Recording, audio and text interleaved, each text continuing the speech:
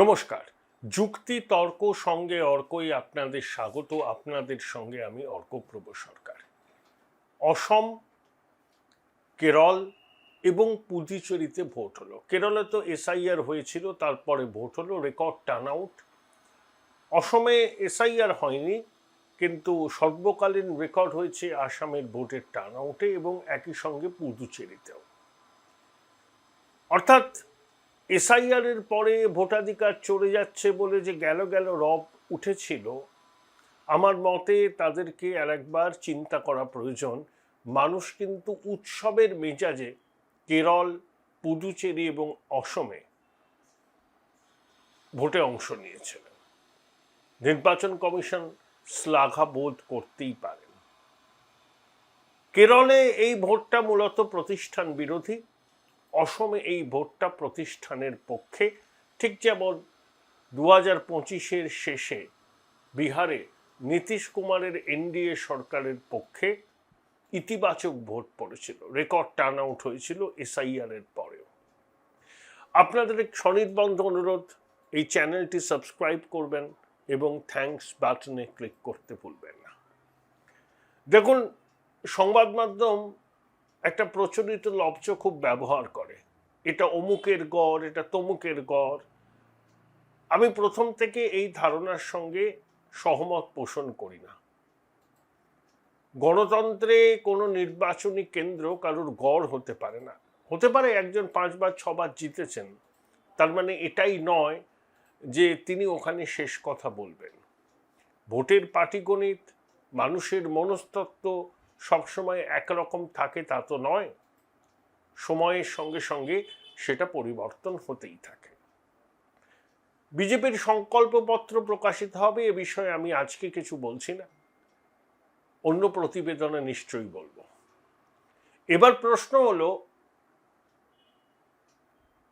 প্রধানমন্ত্রী নরেন্দ্র মোদী 9 এপ্রিল তিনটে সভা করেছেন, একটা হলদিয়ায়, একটা আসানসোলে এবং একই সঙ্গে বীরভূমের সিউড়িতে। হলদিয়ার সভা থেকে পাশে বসা শুভেন্দু অধিকারীকে এক মঞ্চে রেখে কার্যত তাকে উদ্দেশ্যে প্রধানমন্ত্রী বলেছেন, নন্দীগ্রামে 2021-এর পরিবর্তনের যাত্রা শুরু হয়েছিল, সেই পরিবর্তনের বৃত্তটা সম্পূর্ণ হবে 2026-এ ভবানীপুরে।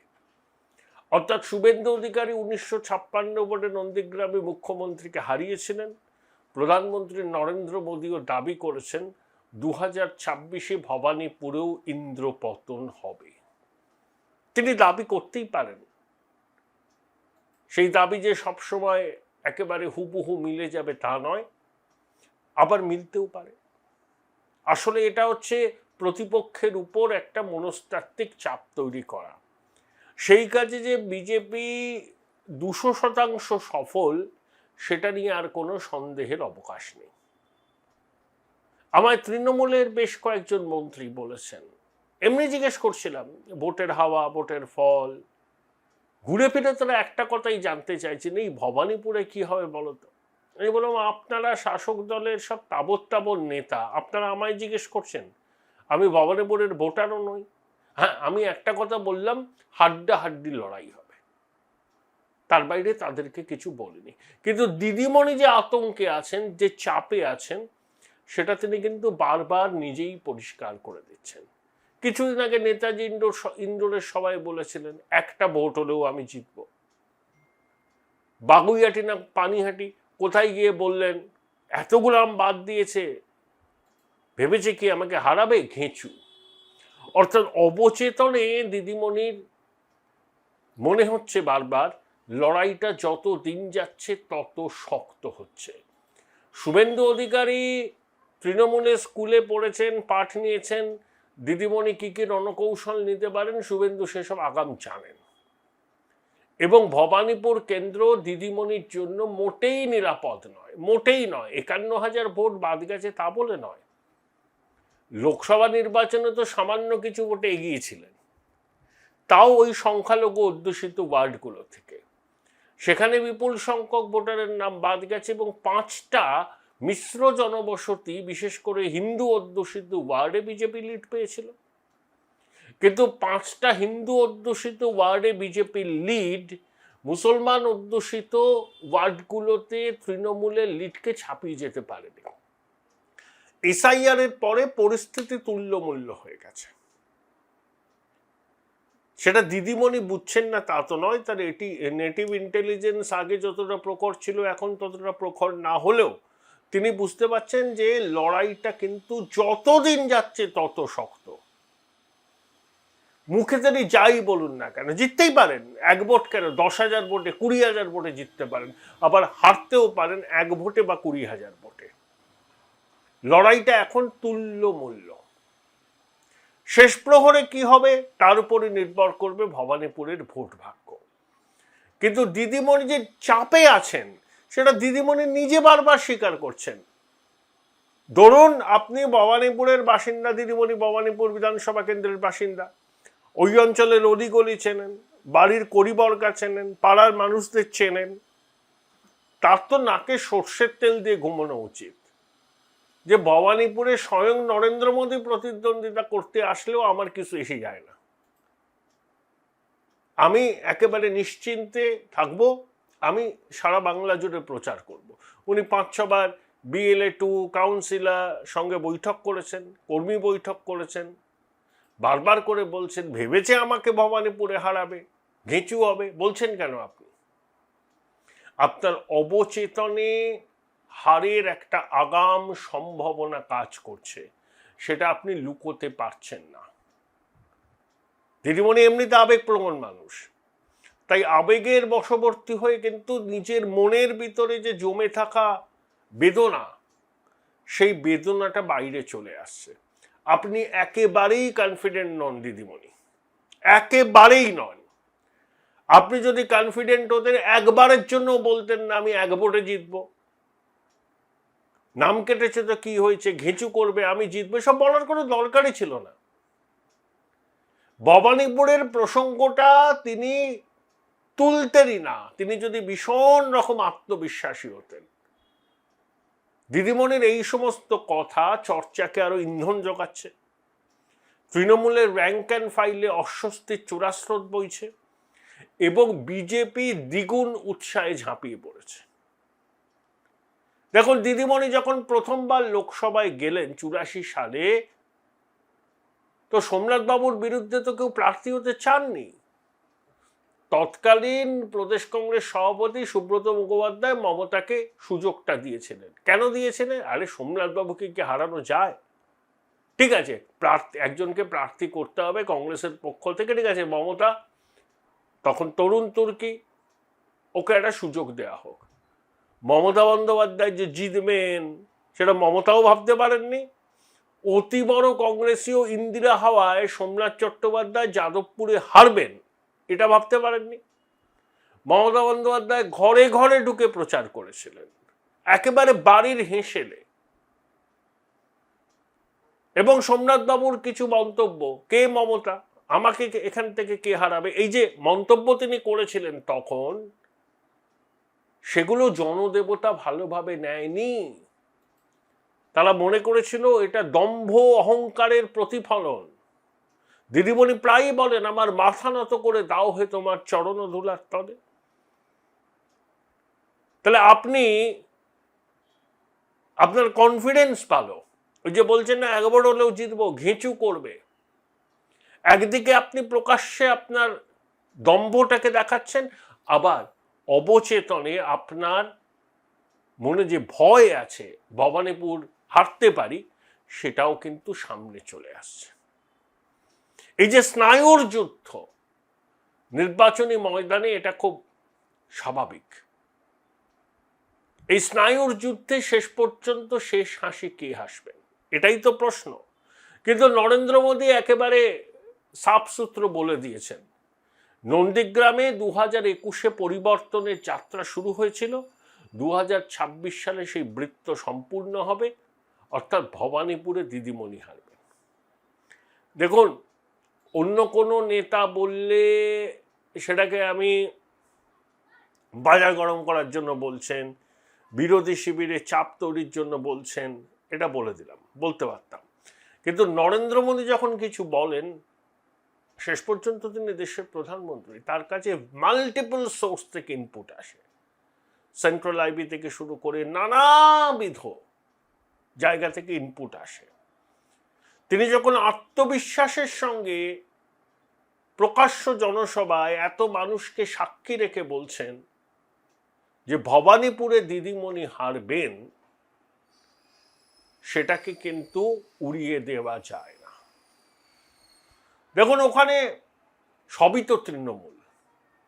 বোলপুর শহরের কোলাহল থেকে মাত্র 20 মিনিট দূরেই রয়েছে সুন্দর রিসর্ট, যেখানে পেয়ে যাবে স্পেশিয়াস আর এস্থেটিক্যালি ডিজাইন রুম। তোমরা যারা গ্রুপে যাও তাদের জন্য আছে কমফোর্টেবল গ্রুপ স্টে অপশন, আর কাপলদের জন্য রয়েছে লাক্সারিয়াস সুইট রুম, তার উপর আবার ফ্ল্যাট 10% অফ। এখানে প্রকৃতির মাঝে তোমরা পেয়ে যাবে একটা সুন্দর সুইমিং পুল, ছোটদের জন্য প্লে এরিয়া আর একটা এস্থেটিক সেলফি কর্নার। প্রপার্টিটা পুরোটাই পেট ফ্রেন্ডলি, আর এখানে আছে অনেক কিউট ছোট ছোট র্যাবিটস। সকালের ব্রেকফাস্ট থেকে ডিনার পর্যন্ত পেয়ে যাবে একদম হোমলি কমফর্ট ফুড, যা এক কথায় অসাধারণ।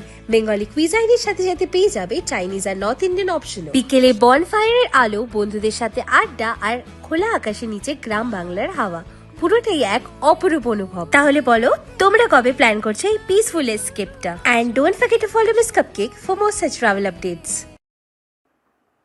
7 জন কাউন্সিলর তৃণমূল, দিদি স্বয়ং ওখানকার বিধায়ক, পাশে ফিরাদ হাকিম, এদিকে দেবাশিস কুমার, একেবারে মানে তৃণমূলের কি বলবো, দুর্গ বললেও কম বলা হয়। ওখানে বাড়ির দেয়াল থেকে শুরু করে আকাশ বাতাস সর্বত্রই তৃণমূল।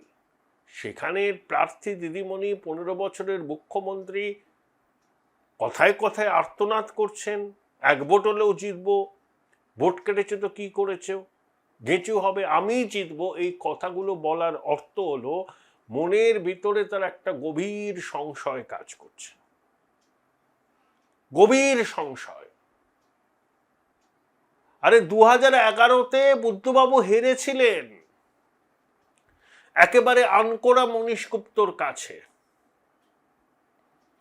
পরিবর্তনের যে তিরতির হাওয়াটা বইছে, নির্বাচনের আগে যেটা যদি ঝড়ে পরিণত হয়, অনেক পর্যবেক্ষক বলছেন যে ওটা ঝড়ে পরিণত হতে পারে, তাহলে অনেক রথী মহারথীর পতন হবে, ইন্দ্র পতনও হবে,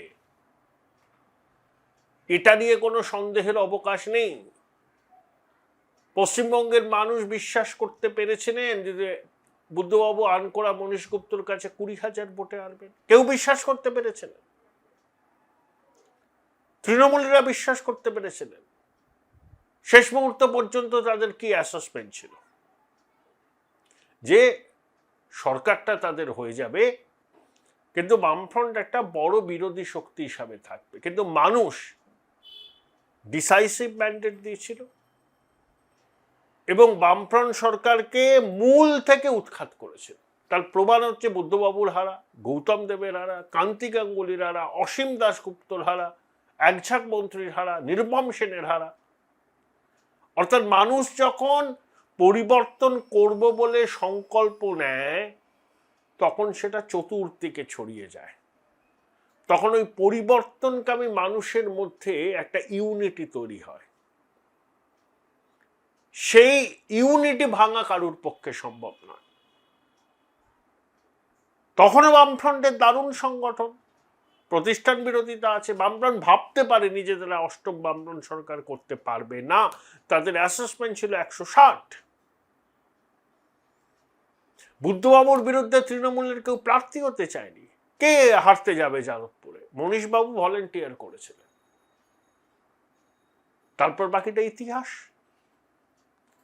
তাহলে পশ্চিমবঙ্গের মানুষ যদি হৃদয়ে পরিবর্তনের আকাঙ্ক্ষাকে ধারণ করেন, চুপ করে আছেন এখন তারা, নির্বাচনের দিন তাদের গণতান্ত্রিক অধিকার প্রয়োগ করেন পরিবর্তনের পক্ষে, তাহলে ইন্দ্র পতন অবশ্যম্ভাবী, অবশ্যম্ভাবী। এইভাবে ইতিহাসের পুনরাবৃত্তি হয়। এবং আপনি যদি তথ্য পরিসংখ্যান ঘাঁটেন, বর্তমানে ভবানীপুরের যে কম্পোজিশন তৃণমূলের কাছে আদৌ স্বস্তিদায়ক নয়, যতই দিদিমণি সেখানে প্রার্থী হন। দিদিমণি এবং বিশেষ করে তার পরিবারের অন্যান্য সদস্যদের বিরুদ্ধে ব্যাপক ক্ষোভ রয়েছে একটা বড় অংশের মানুষের মনে ভবানীপুর এলাকার। তার প্রতিফলন হবে না তার কোনো গ্যারান্টি নেই। আর তৃণমূল যে ছকে নির্বাচন করে সেই ছকে এবার তারা কিছুতেই নির্বাচন করতে পারবে না। কমিশন বদ্ধপরিকর, নইলে কমিশন কখনো তৃণমূলকে ট্যাগ করে বলে ভয়মুক্ত, ছাপ্পা মুক্ত, বুথ জ্যাম মুক্ত নির্বাচন হবে? সরাসরি চ্যালেঞ্জ তৃণমূলকে। অর্থাৎ কমিশনের কাছেও তাদের সম্মান রক্ষার প্রশ্ন আছে, তাই কোনো ঝুঁকি তারা নেবে না, যা করার তাই করবে। এই প্রেক্ষিতে ভবানীপুরকে দেখতে হবে। এবং প্রধানমন্ত্রীর বক্তব্য উনি হাওয়ায় বলে গেছেন তা নয়। যখন দেশের প্রধানমন্ত্রী উপস্থিত জনতার সামনে একটা দাবি করছেন, সেই দাবির পিছনে নিশ্চয়ই কিছু লজিক আছে, সেই লজিককে সামনে রেখেই প্রধানমন্ত্রী করেছেন এবং দর্থহীন ভাষায় জানিয়েছেন 2021-এ নন্দীগ্রামে যা হয়েছিল 2026-এ ভবানীপুরেও নাকি সেটা হতে চলেছে। দেখা যাক 4 মে জনদেবতা কি রায় দেয়।